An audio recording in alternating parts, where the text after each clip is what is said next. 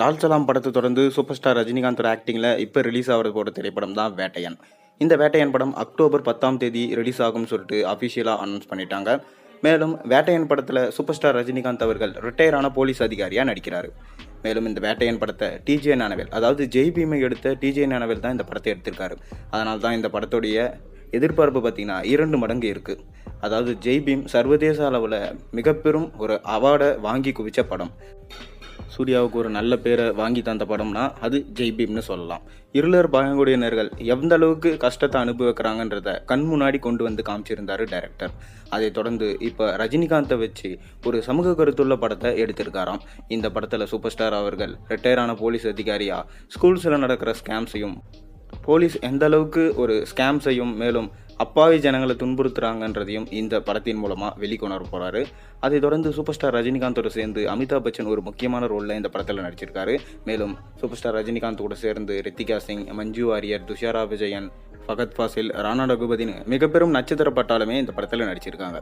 Jailer படத்தில் எப்படி super star அவர்கள் கம்பேக் கொடுத்து ஒரு மிகப்பெரும் சர்வதேச அளவில் 750 கோடி வசூல் செஞ்ச படமாக அமைஞ்சதோ அதே போல தான் வேட்டையன் படமும் இருக்கும்னு சொல்லிட்டு லைகா ப்ரொடக்ஷன்ஸ் எதிர்பார்க்குறாங்க.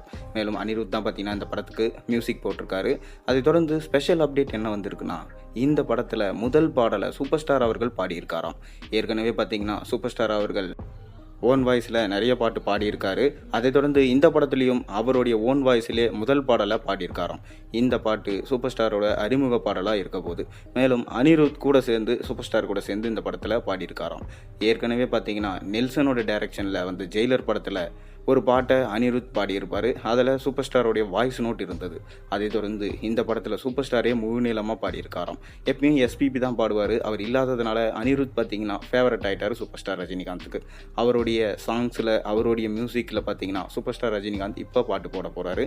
இந்த பாட்டு எப்படி இருக்க போகுது அது தெரிஞ்சுக்க தான் ரசிகர்கள் ரொம்ப ஆவலோடு வெயிட் பண்ணுறாங்க. மேலும் சமீப காலமாக தமிழ் சினிமாவில் எந்த படமும் பார்த்திங்கன்னா சரியாக போகலை மற்றும் ரிலீஸும் ஆகலை. மலையாள சினிமா இருக்கட்டும், கன்னடா சினிமா இருக்கட்டும், மற்ற மொழி படங்கள் தான் தமிழ்நாட்டில் ரிலீஸ் ஆகி அமோக வரவேற்பை பெற்றுட்டு வருது. அந்த வேதனையை போக்கும் விதமாக தான் சூப்பர் ஸ்டார் ரஜினிகாந்த் நடிச்சிருக்க இந்த வேட்டையன் படம் அமையும் சொல்லிட்டு அனைவராலும் எதிர்பார்க்கப்படுது. பொறுத்திருந்து பார்ப்போம் எந்த அளவுக்கு சூப்பர் ஸ்டார் ரஜினிகாந்த் நடித்த அந்த வேட்டையன் படம் இருக்க போதுன்னு. உங்களோட கருத்துக்கள் என்னன்றதை மறக்காமல் கீழே கமெண்ட்டில் சொல்லுங்கள். மேலும் சேனலில் போகிற வீடியோஸும் தான் மறக்காமல் சப்ஸ்கிரைப் பண்ணுங்கள், லைக் பண்ணுங்கள், பெல் ஐக்கனை ப்ரெஸ் பண்ணுங்கள். அப்போ தான் போகிற வீடியோஸும் நோட்டிஃபிகேஷனாக உங்களுக்கு வந்து சேரும்.